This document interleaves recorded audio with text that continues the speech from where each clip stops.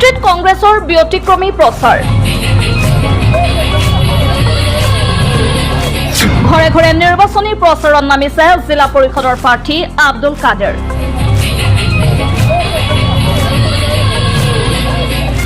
ৰাজ্যৰ চাৰিওফালে বলিছে নিৰ্বাচনী বতাহ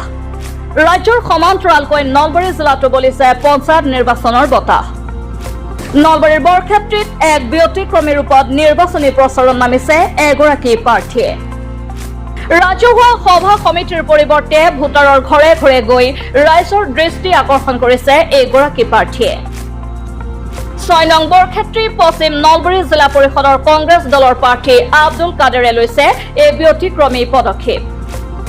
ঘৰে ঘৰে পদযাত্ৰা কৰি প্ৰাৰ্থীজনে কয় যে ৰাইজে মোক বিচাৰিছে গতিকে মই ৰাইজৰ মাজত ওলাই আহিছো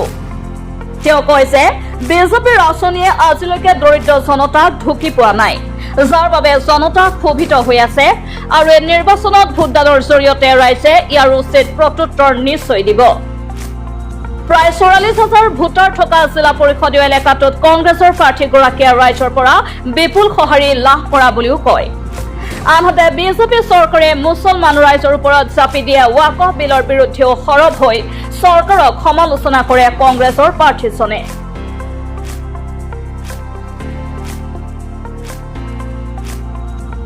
ৰাইজ ওলাই আহিছে আমাৰ যিটো মৰম দিছে ৰাইজে আমি তাক কোনোদিন পাহৰিব নোৱাৰো আৰু আমি ইয়াত দেহৰ কালাগুচি অঞ্চলত যেতিয়া আমি ৰোড শ্ব' কৰি আছো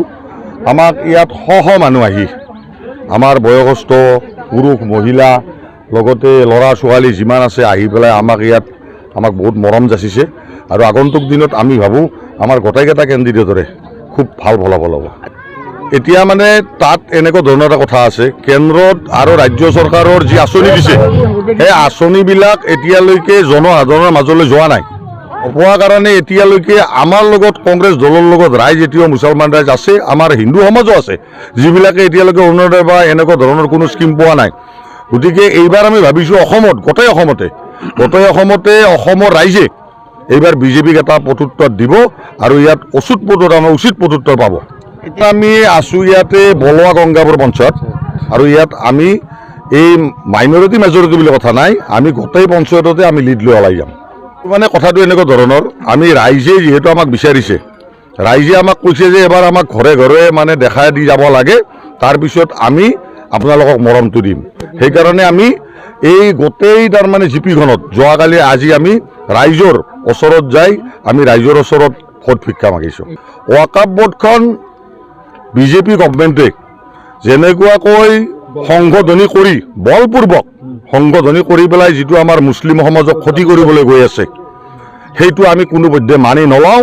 আজিও নলওঁ পিছলৈ নলওঁ গতিকে আমাৰ ৱাকফ বোৰ্ডৰ ক্ষেত্ৰত যিহেতু সুপ্ৰিম কোৰ্টত এইটো গোচৰ চলি আছে গোচৰ চলি থাকিলে আমাৰ সুপ্ৰিম কোৰ্টৰ ওপৰত বিশ্বাস আছে তেখেতসকলে যিটো ৰায়দান দিব সেইটো ভাল ৰায়দান দিব